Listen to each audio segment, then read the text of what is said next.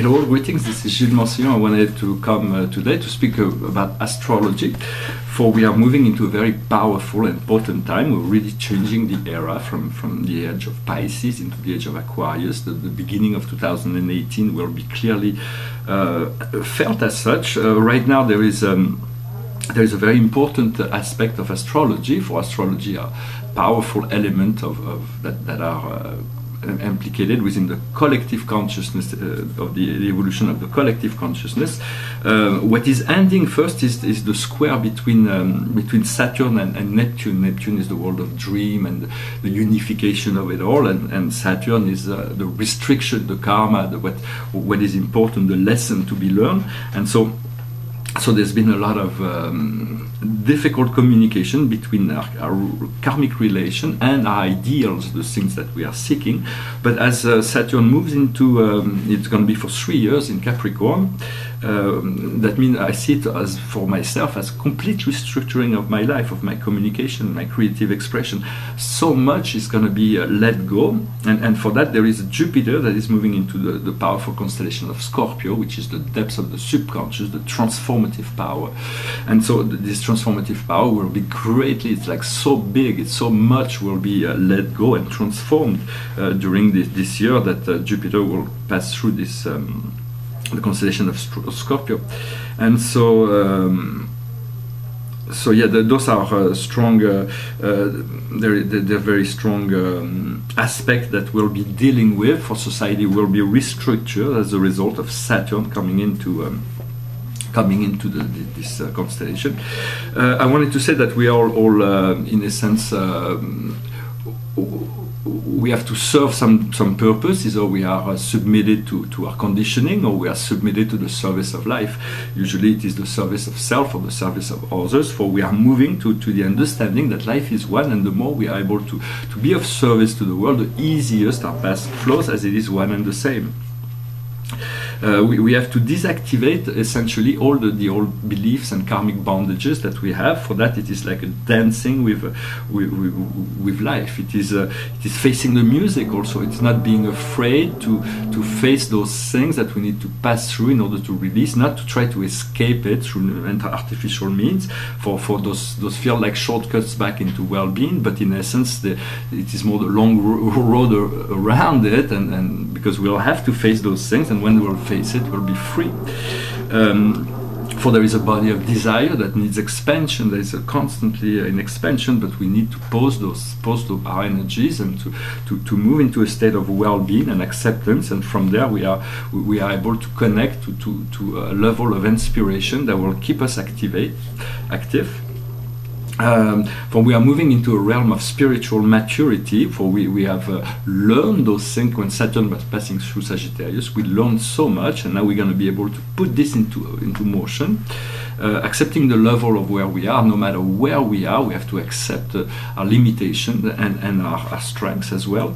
And we know that from where we are, we can move into a circle and draw on the light from above, or to tune into the inner planes and light, and bring this inner light into the picture. So no matter where we are, we can always there is always the light to be found at any time, any place. Love and light. For in essence, whatever we do, men do, the universe, God reacts. God is constantly adjusting, yet following as it's completely unthinkable to believe that we can know the fullness of the plans of God, but we can look at things from a more clear perspective of unity consciousness, learn to use the planet for self-empowerment, and within nature to reconnect to the elemental. For trees are divine beings of divine intelligence. They are all connected to the universal nature. So we do want to seek that connection to divine eternal light and love, and for that is our nature. For silence is also the greatest teacher. I recommend that everybody does meditation every day. For beginners, 5 minutes in the morning, 5 minutes at night may be something that they can accept, but in essence you have to do more than 15 minutes if you want to get a result.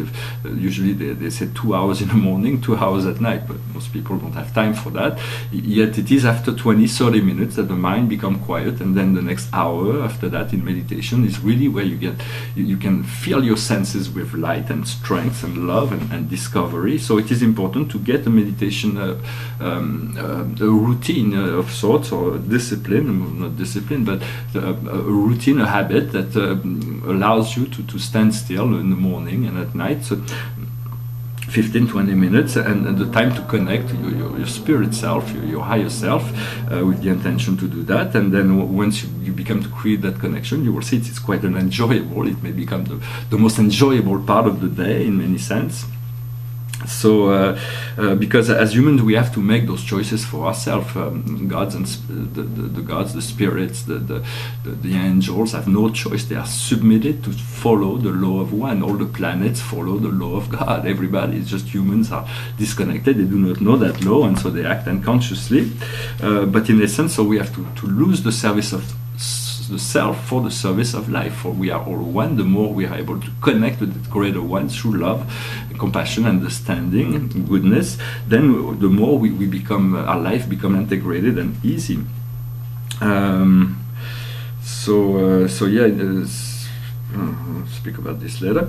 There is one thing I'm really interested in, maybe in the future, is to go into archaeology, for there are great discoveries to be made.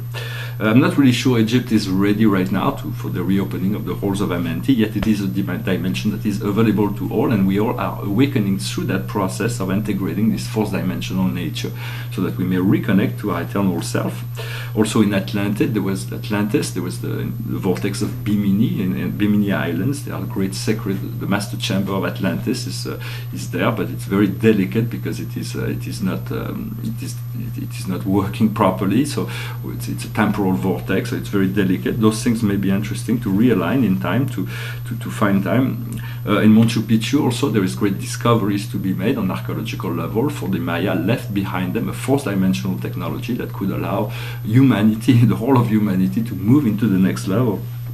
There is also archaeological and thing that I'm kind of I have received visions many years of where the sword Excalibur was buried. It's buried somewhere and it just needs to be digged out. So maybe I'll do that.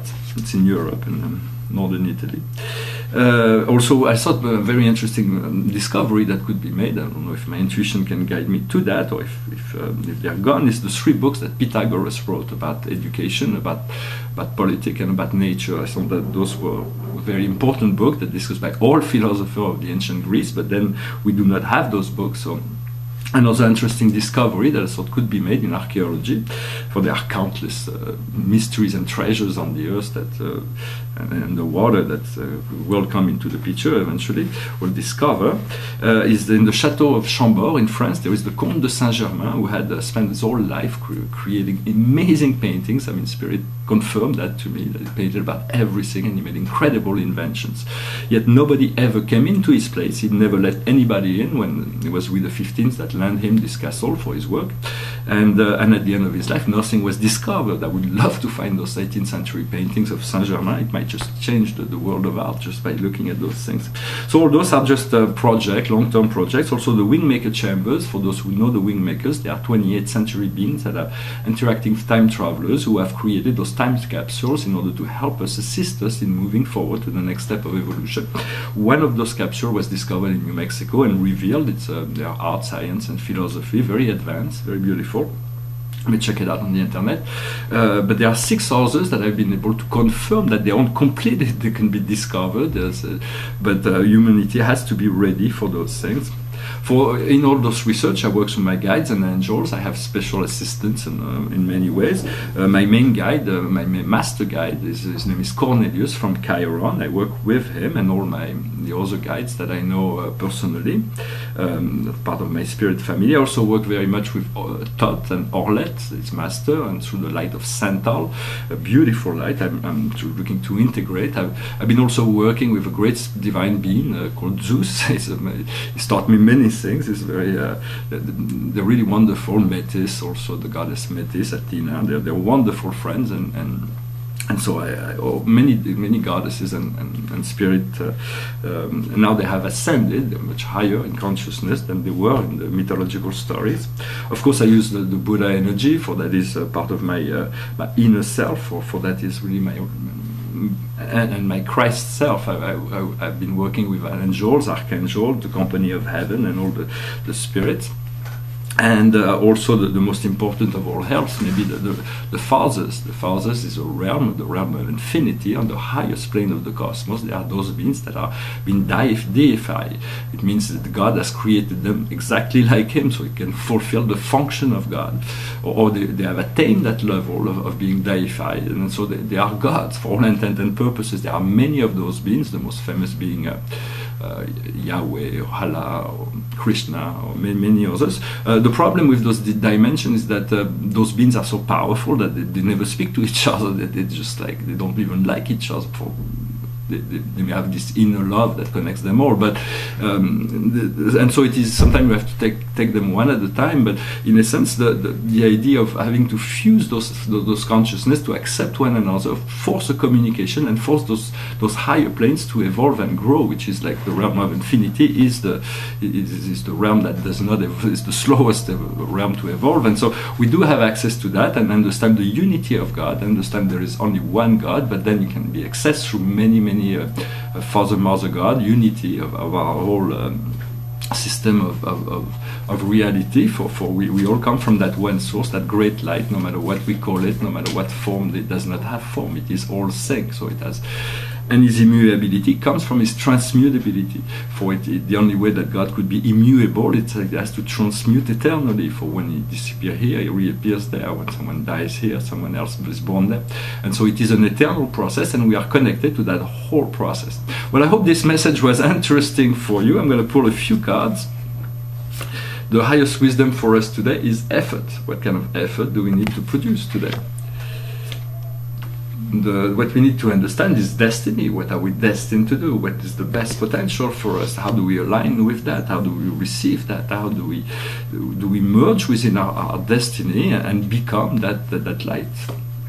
What we need to do is partnership with spirit, becoming one with the higher understanding, the communion, the partnership, the co-creative process with the universe. There are many spirits that are here in assistance, angels, archangels, guides, magnificent beings of light that are of service in the universe and want to assist us in our reconnection to that spirit self. For the whole universe was created as a school, so it is everything. It's not just a school, but everybody has to learn and grow and evolve and serve. And so it is a process, becoming more conscious. We move on to the next class, we graduate and we move on to the next level, and we become more integrated and more able to work with spirit.